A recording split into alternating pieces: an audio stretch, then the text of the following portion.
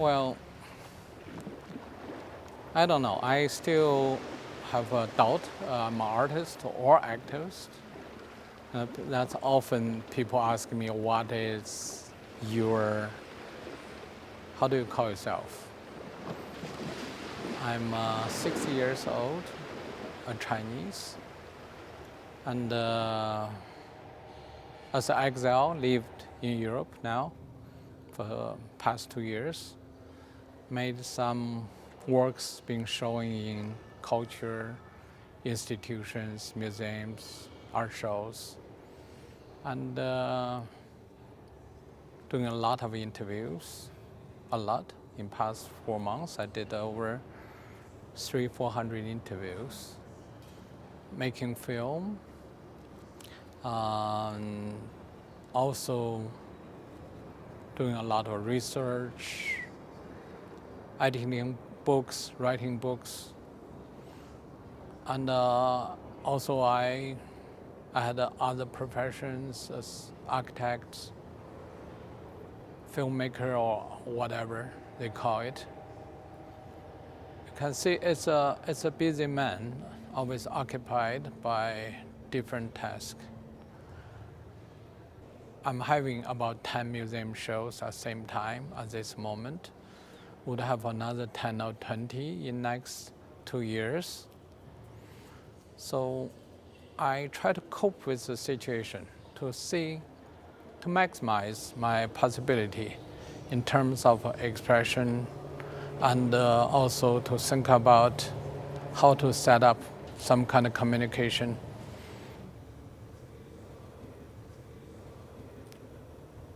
The title of the work called The Law of Journey is from the writer Kafka. And I think Kafka still is one of the most intelligent modern writer talk about the impossibility of individual, a modern man, and to how it would relate to the political structure, the power, state or judicial or any kind of system. So when the work of what behind me here is come out my year-long studies on global human rights condition. The subject matter is refugees. In today's world, over 65 million people being forced out of their home. Not a single of them willingly to leave their home. They're forced out by all kinds of reasons. The thinkable reasons, like a war, and many other reasons, famine, lacking of necessity, support of life, environmental change, climate change, and religious or all kind struggle.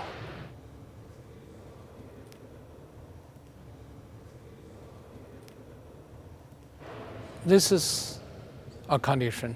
During our conversation, will be hundreds or thousands of people who are lost their home. And the average refugees will stay as a refugee, average of them, as over 20 years. And those people very often being forgotten, been neglected, stay in the dark, somewhere we don't want to see, in some corner, some island, some camps, and remains as silent ones. They are living, but same time they have no voice, and they have no identity, not as individual, not as someone belong to state. Very often those states abandon them and will never help them out. It's impossible. The place very neglected, even in Europe or in any other place. Even they land in those locations, they will never really gain back their dignity. they stay as unemployed. The children would not be educated. The women would have no place to even take care to wash their clothes or to really cook for the children. So this is work about our human condition.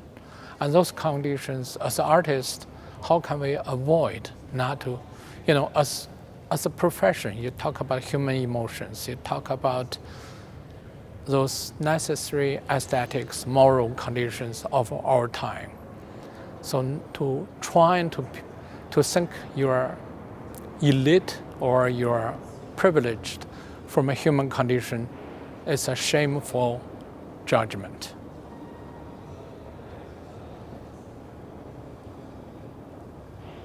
It's heavy, but it's quite light compared to reality. I love the separation of this crystal far away from the boat. But that's also reality. People trying to imagine or trying to tell our fortune as separate from the reality. Very often it doesn't reflect anything, the so-called truth, but rather to see another illusions about ourselves. So crystal ball is probably the largest crystal ball ever made by a human being, and still it only have a limited reflections of its surroundings. It cannot really tell us anything. Our world are much complicated, dangerous, and unpredictable. And this boat, 60 meters long, over 300 figures on it, industrial looking, brutal, almost to the degree senseless, but same time it doesn't reflect our reality, are much brutal than that. It doesn't have the water, the ocean waves, the dark and the cold relations to the real human being, the body temperature. The baby cannot cry in the middle of night only because they don't want people to find them. And smugglers has been brutal to them.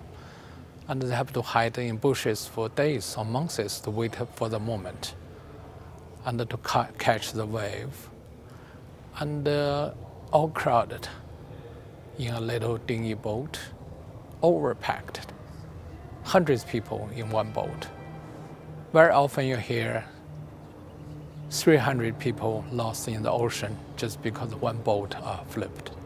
300 people, it's like a few jets being shooting down. Our news will not talk about them. They're just figures. They don't count as human beings. Yes, we have our daily routine to look at more positive, happy side. But how can we ignore that? How can our world survive with this kind of crime happening at the same time? So what we have seen here, the boat in this industrial building here in a very cultured event, a biennial, people celebrate our art or our culture-oriented understanding. But at the same time, we should look a little bit deeper about what those work really represent. Why these artists have to make such ugly, terrible, horrifying work in his life. So those are questions. That's why we made the film. The film tells certain facts. Film is never the truth, it's far from the truth. But still, it's effort to get closer to the truth.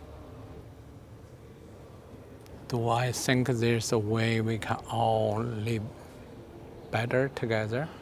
First, we have to understand who are we and what is the essence of living better. I think first we have to achieve this understanding of ourselves. That means our humanity, and the human rights and our struggle we are facing today. And of course, it's a lot of things to talk about: women's rights, children's rights, gays' rights, and so much argument.